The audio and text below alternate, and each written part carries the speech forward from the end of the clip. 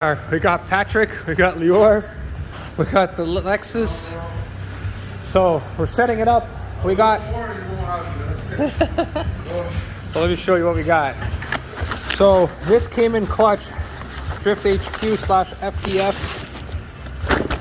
The hydro mount came in, so we're gonna be installing that today.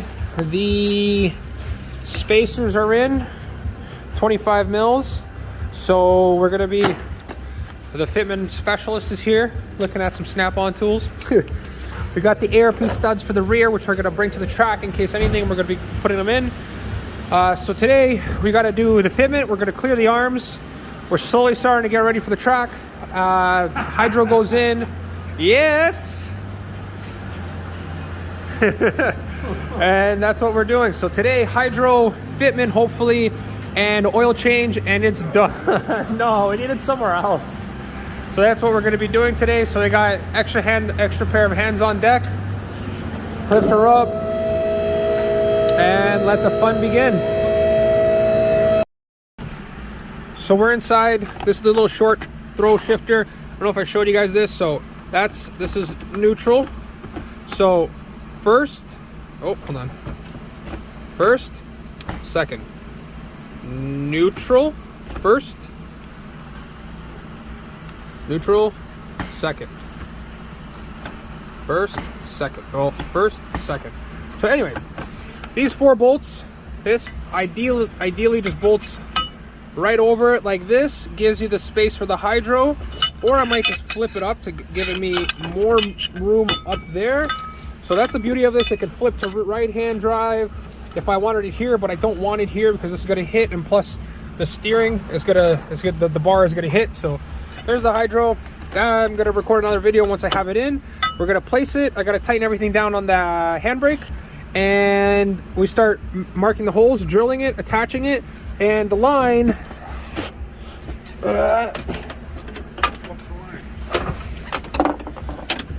And here's the line. So it's already ran. Just let it connect it. Tons of room for it. Secure the line, and hydro bleeding begins. And Patrick's just cashing out a customer, and we close the doors and we get to work.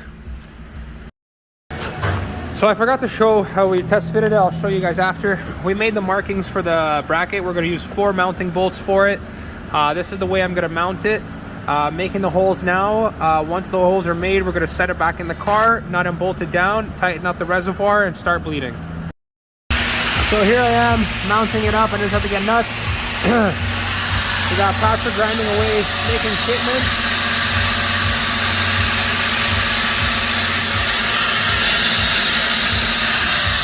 That angle life, boys.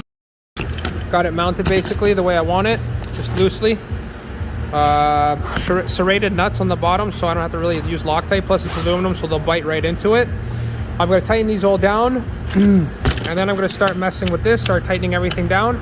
I'm going to remove this, shorten the throw, but I'm probably going to leave all of this loose, like from the bushing here. I'm going to leave that loose. I'm going to tighten these down, tighten this down, and oh, you guys didn't see it, so I'm going to tighten this. It's basically the hydraulic fitting that the banjo line goes into. So it goes into the master there, or reservoir. And I'm going to tighten those, tighten these down, then we go to the car, hook up the line, start bleeding it, and adjust the throw according when there's pressure in the car, because I don't want to make it like an on-off switch. Patrick's working away, Lior is doing nothing. So vibrations are your worst enemy in this.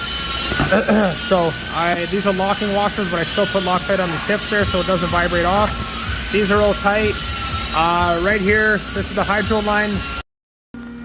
So had a little bit of an issue, a little panic attack here. So I was literally putting in cotter pins into these. I was walking by actually, and I saw the ball joint was like, meh. I'm like, what the hell? And I started feeling around. The lock ring here came loose, and the ball joint was moving around. I moved it on the whole hub. I'm like, eh. So we tightened them up on both sides. Cotter pins are in on both. We ran out of a copper washer, so we went to Kenworth dealership and all that fun stuff. So anyways, this was my cutting and trimming to get it good. This is Patrick's here. So that's how he did it. I don't know if you can see because I'm looking through the rim. There you go. So he trimmed it down. He's gonna paint it up now so it doesn't rust. And we're gonna finish installing the hydro because we needed a copper washer. We searched everywhere, searched the whole shop, couldn't find it. Thank you, Robbie. You saved the day for the hydro brake. You've literally saved the day. So now we can attach everything and start filling with fluid. This is stressful. So that gold adapter, whatever is in there, nothing is stated in the instructions about this. You install it, you put this banjo bolt into there, it doesn't fit. So judging based off of the photos, this goes into here and you call it a good merry day. That explains everything. Zero instructions from Xcessive. Look at the instructions you get. They hide this on the website. There's zero. This is all generic copy and pasted stuff. It says for the Willwood calipers, please refer to Willwood guidelines. You go on the Willwood's website, zero about this. So I already messed up the calipers, but I fixed those. Now we're going to find out they're actually truly messed up once we start pressurizing this. And this is going on. So I don't know if that's even going to seal anymore. This is... Oh, man, I'm so mad with Xcessive. Zero. Anyways, we'll see what happens. So let me explain the fun here. So now we got it all filled. What do you keep the reservoir at? I don't know. Read the basic instructions. Doesn't say shit. Why do you include the adapter? I don't know. This was all sold as a bolt-in, ready-to-go kit. Here is their bracket that they say is going to fit 100%. There it is. That's how useful this bracket is. FDF does their R&D and actually tests every product. They built this off of one car, called it a day, started manufacturing everything. FDF, man, day and night difference, man.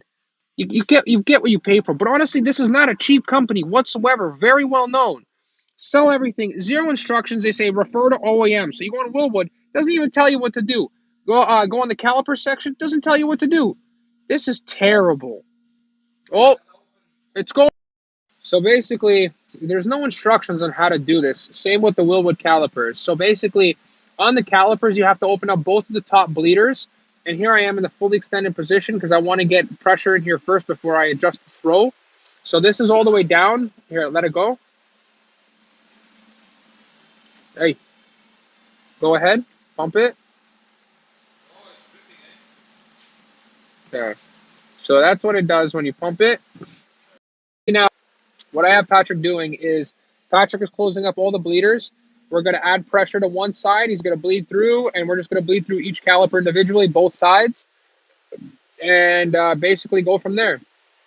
So, Xcessive, guys, you need better instructions, guys.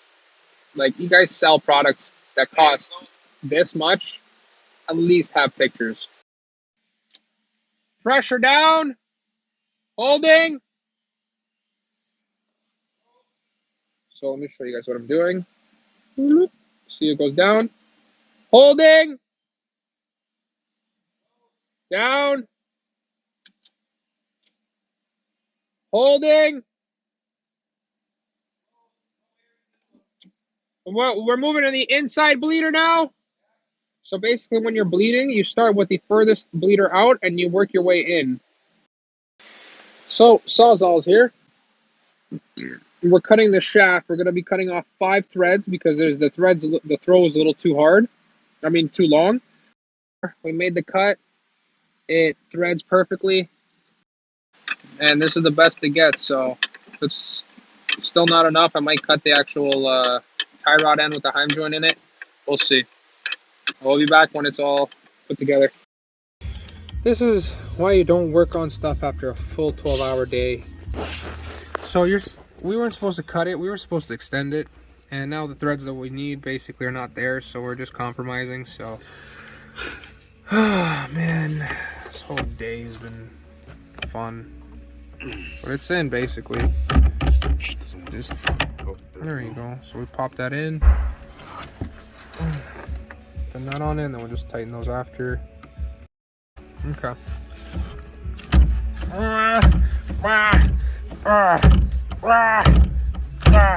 Perfect. Okay, find the wrenches for it and let's lock it up. I'm warming up the engine right now with no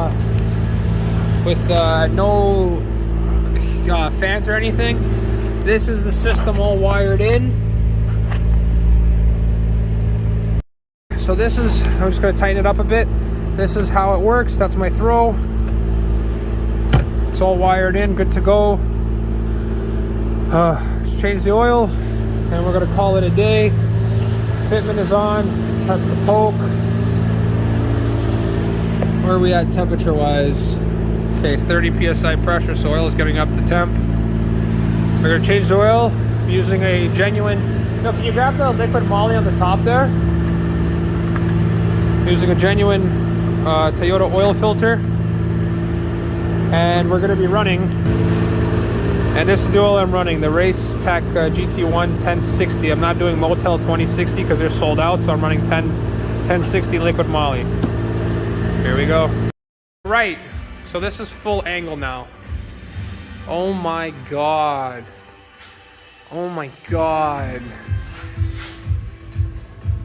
Oh my god. That's full angle lock.